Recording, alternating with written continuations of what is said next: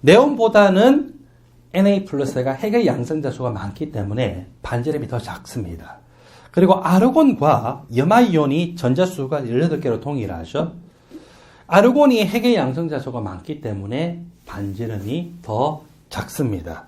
이렇게 해서 Na 플러스보다는 네온이 반지름이 크고 또 아르곤보다는 염화이온이 반지름이 큽니다. 그리고 이렇게 18쪽 원소 네온하고 아르곤은 주기가 네온보다 아르곤이 크니까 또 아르곤이 반지름이 크죠. 그러므로 Na 플러스보다 염화이온이 훨씬 반지름이 크겠구나. 즉 원자 상태에서는 소듐 NA가 여기 염소 Cl보다 반지름이 커지지만 얘가 전자 1개 잃고 얘가 1개 얻어서 각각 반지름이 2분의 1로 감소하고 또 2배 가까이 증가돼서 반지름이 완전히 역전되더라 라고 하는 현상을 쉽게 관찰을 할 수가 있습니다. 이제 여러분들 교재 44쪽 밑에 보니까 예제 문제가 있습니다. 예제 문제를 같이 연습을 해봅시다.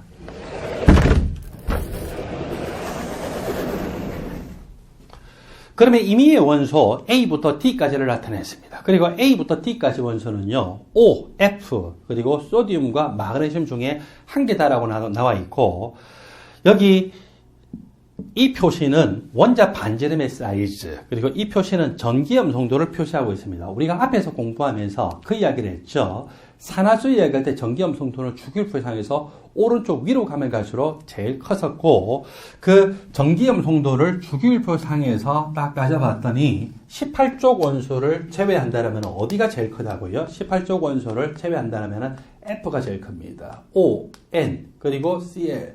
이쪽 F쪽으로 가면 갈수록 전기염 송도가 제일 크게 나타나고 18쪽을 제외한다라면은 이 F의 전기염 송도가 가장 큰 값을 나타냅니다. 그렇지만 여기서는 반지름만 가지고 볼까요? O와 F는요, O와 F는 2주기 원소입니다. NA와 마그네슘은 3주기 원소고, 우리가 앞에서 그 이야기 했죠. 반지름은요, 이 알칼리 금속이 유난히 크다고 했어요. 일단 2주기부터 3주기가 반지름이 크지 않을까라고 생각했는데 또 3주기 원소에서도 알칼리 금속, 알칼리 토금속 원소가 반지름이 꽤 크거든요. 그래서 반지름만 따져보면은 아, 이것들이 NA와 마그네슘이겠구나. 그 다음에 이것들이 이 O하고 F이겠구나라고 쉽게 가늠을 할 수가 있겠죠.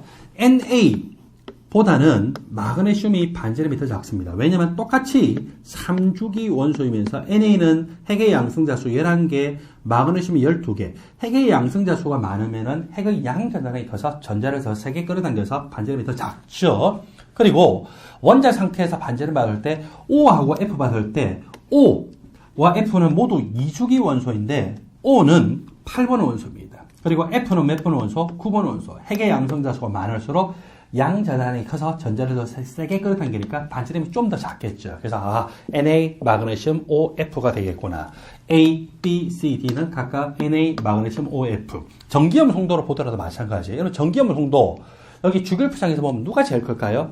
F가 제일 크겠죠. 두 번째 누굽니까? O. 그리고 NA하고 마그네슘 중에서는 또 오른쪽에 있는 것이 NA보다 마그네슘이 전기염 송도가 더 크게 나타나겠죠. 이렇게 해서 전기염 송도로 보나 원자 반지름의 경량으로 보거나 똑같은 경량이 나타나는 것을 볼 수가 있겠죠. 이에 대한 설명으로 옳은 것만을 보기 위해서 있는 대로 고르라 라고 했습니다. 기억 A 플러스 A 플러스라고 하는 것은 바로 A가 NA니까 NA 플러스예요. 전자수가 몇 개입니까? 네, 10개이죠. NA 원자 상태에서는 전자수가 11번 원소 11개인데 플러스 1가가 되니까 10개입니다. 그 다음에 C라고 하는 것은 산소죠. C라고 하는 건 산소인데 C-라면 산소 몇 가입니까? 마이너스 2가가 아니라 마이너스 1가죠. 산소는 원자 상태에서 8번 원소 전자수 8개인데 마이너스 1가가 되면 전자수 몇 개? 9개죠. 그래서 A 플러스와 C 마이너스는 전자수가 달라요. 등 전자성이 아니죠.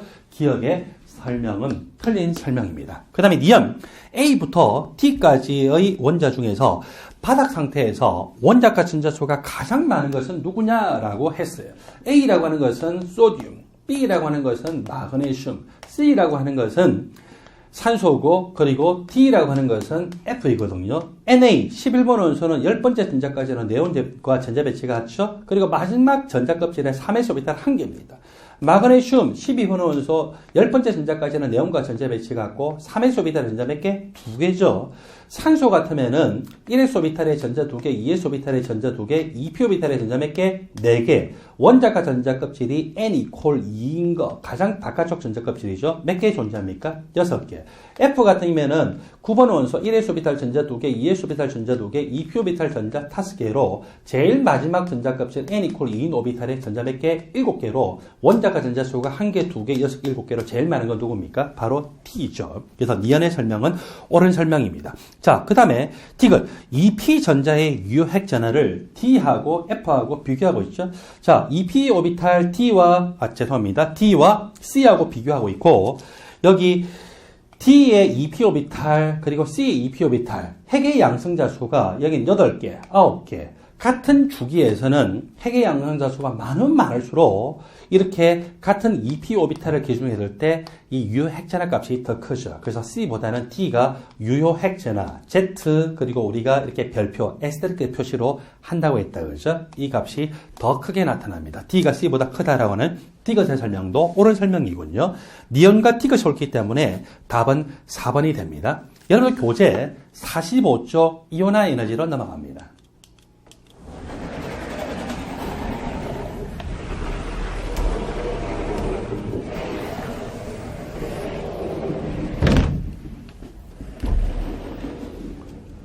이온화 에너지, 아이오나이제이션 에너지이기 때문에 이니셜 따라서 IE라고 표현하고 에너지는 에너지인데 아이오나이제이션 에너지니까 아래 첨자로 I를 표현을 합니다. 이온화 에너지는 중성기체 상태의 원자 1몰에서 전자 1몰을 떼어내는데 필요한 에너지로 정의를 합니다. 전자를 떼내려면은 에너지를 가해야 되죠. 핵과 전자 간의 인력이 크면 클수록 그 전자를 떼내는데 에너지가 많이 필요합니다. 그러므로 이온화 에너지라고 하는 것은 핵과 원자과 전자 간의 인력의 척도를 나타내는 에너지 값이다. 핵과 원자과 전자는 인력이 클수록 전자를 떼낼 때 더 큰 에너지, 즉 이온화 에너지가 더 커진다라고 볼 수가 있겠죠. 여러분들 이온화 에너지에 대해서 여기 밑에 그래프가 있어요. 중성 기체 상태의 원자 1몰에서 전자 1몰을 떼낼 때 필요한 에너지. 근데 왜 M이라고 표현했냐면은 전자가 떨어지는 원소는 일반적으로 금속 원소였죠. 그래서 금속 원소 메탈의 이니셜을 따라서 M이라고 표현하고, 고체나 액체 상태에서 이야기하면은 에너지를 가해줄 때 떨어지는 전자는 안 떨어지고 물질의 상이 변화되는데 에너지가 사용될 수 있잖아요. 그러니까 기체 상태로 시작을 해서 전자가 떨어지는 것으로 봅니다. 그래서 중성 기체 상태 원자 1몰에서 전자 1몰이 떨어지는데 필요한 에너지가 이온화 에너지다. 최초 상태는 중성 기체 원자 상태였어요. 최종 상태는 전자 1몰이 떨어지고 이 금속은 뭐가 될까요? 플러스일까 양육이 됐겠죠. 이때 필요한 에너지가 이온화 에너지. 그러니까 이온화 에너지는 기본적으로 무슨 과정이에요? 흡열 과정으로 나타나겠죠. 우리가 앞에서 수소 원자의 선 스펙트럼 실험에 대해서 같이 공부를 했는데 그것과 같이 연결해 볼까요? 수소 원자는 바닥 상태에서 n=1인 상태에서 전자가 있었어요. 근데 이 전자를 어디까지 떼냅니까? n=무한대 상태까지 떼내면은 그때는 인력이 극복하는 에너지 준위에 있다라고 하거든요. 그 에너지가 이온화 에너지고, 수소 원자 같은 경우에는 여기 n=1인 상태가 마이너스 1312kJ/몰이었어요. n=무한대 상태일 때 에너지 값이 얼마입니까? 0kJ/몰이죠. 따라서 여기서 이렇게 변화시키려면은 이가 빼기 이 값을 하면 얼마입니까? 1312kJ/몰로 나타나겠죠. 여러분들 이온화 에너지에 대한 식을 이렇게도 표현할 수 있지만 이번엔 이제 다른 방식으로 표현할 수 있는 걸 볼까요? 자, 첫 번째로 표현한 이 식에서는 에너지를 뭘로 봤냐면은 반응물 또는 생성물로 봤어요.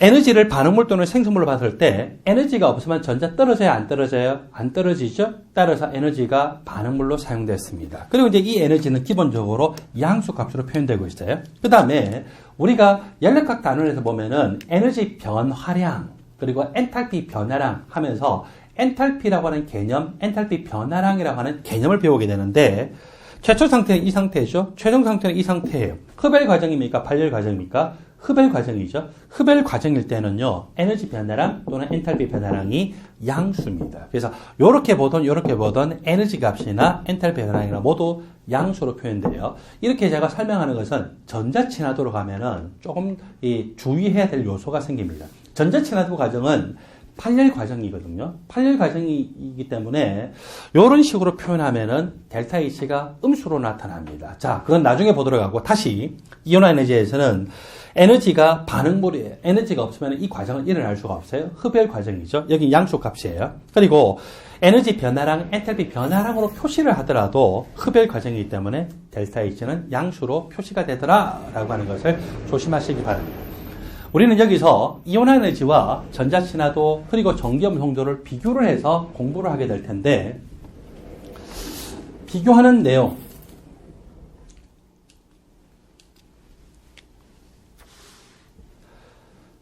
45쪽에 이 주기율표로 나타나 있는 그림 위쪽의 요소를 볼까요? 자, 위의 요소를 보면은 이온화 에너지나 전자친화도나 전기염송도가 기역, 니은, 디귿에서 모두 핵과 전자 간의 인력입니다.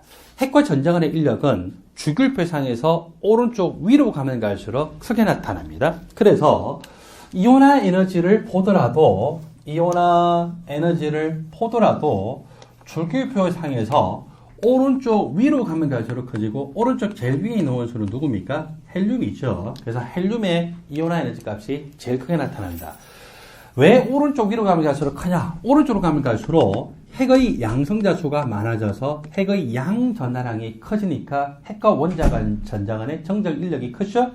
위쪽으로 간다는 것은 전자 급출 수가 적어서 원자과 전자가 핵에 더 가까워요. 핵과 원자가 전자간의 인력이 크니까 그 전자를 뗄 때 필요한 이온화 에너지가 커지겠죠.